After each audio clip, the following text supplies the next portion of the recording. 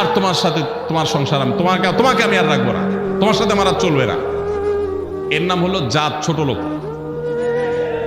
আর কিছু মহিলা আছে সেম টাইপ, কিছু হইলেই গাট্টি বুসকা গোসা আমি চলে গেলাম বাপের বাড়ি, আর তোমার সংসার করবো না।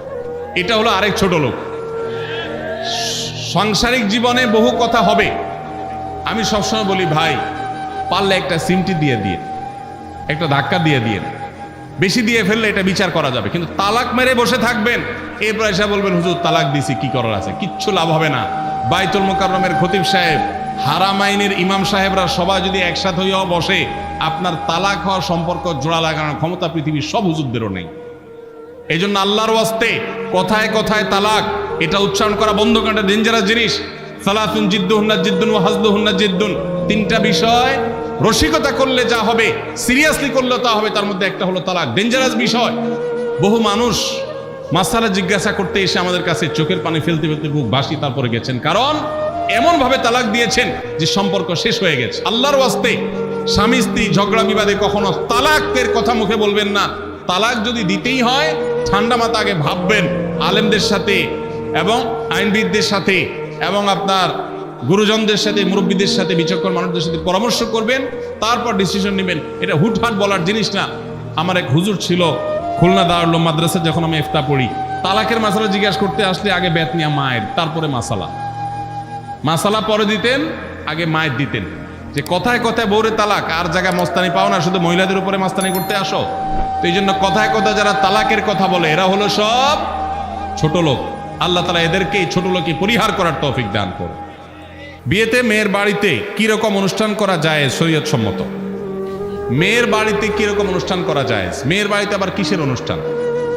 বিয়ে হবে, বিয়ের পরে একটা খাবারের অনুষ্ঠান সুন্নাত এবং শরিয়া সিদ্ধ, সেটার নাম ওয়ালিমা, এবং সেটা করবে ছেলে পাত্রপক্ষ।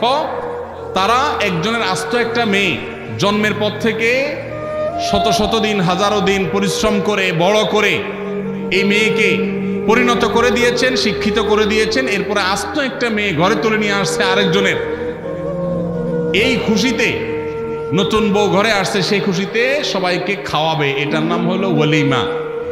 আর মেয়ের বাড়িতে বর পক্ষের লোকজন দলে দলে যে দর কষাকষি করে, না আমাদের 500 লোক হবে, না তাহলে ভাই সাহেব 400 করেন, না হলে থাক আমরা মাঝামাঝি থাকি 450 করি, এই যে দর কষাকষি করে মেয়ের বাড়িতে দলে দলে যে খাওয়া হয়, যেটার নাম আমাদের সমাজে বর যাত্রী দেওয়া হয়েছে, সেটাকে আমি বলি বরযাত্রী।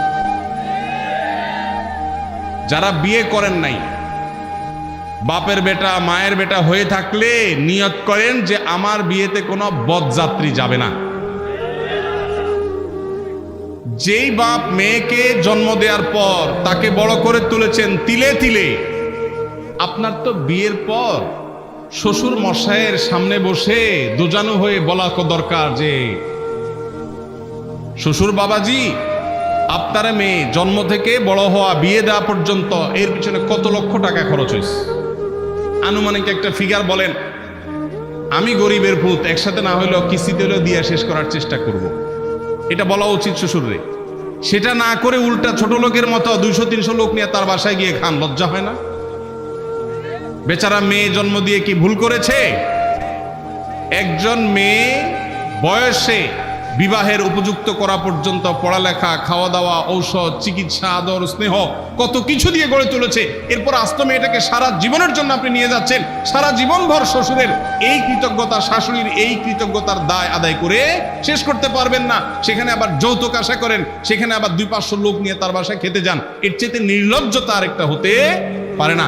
এই জন্য আমি এটাকে বলেছি, এটা বরযাত্রী না, এটার নাম বরযাত্রী। এই কুসংস্কার এবং অপসংস্কৃতি আমাদের সমাজ থেকে দূর করতে হবে। ছেলে পক্ষ খাওয়াবে, মেয়ে পক্ষ না। হ্যাঁ, মেয়ের বাবাকে আল্লাহ অঢেল দিয়েছেন, তিনি খুশি হয়ে সবাইকে খাওয়াচ্ছেন, ভিন্ন কথা।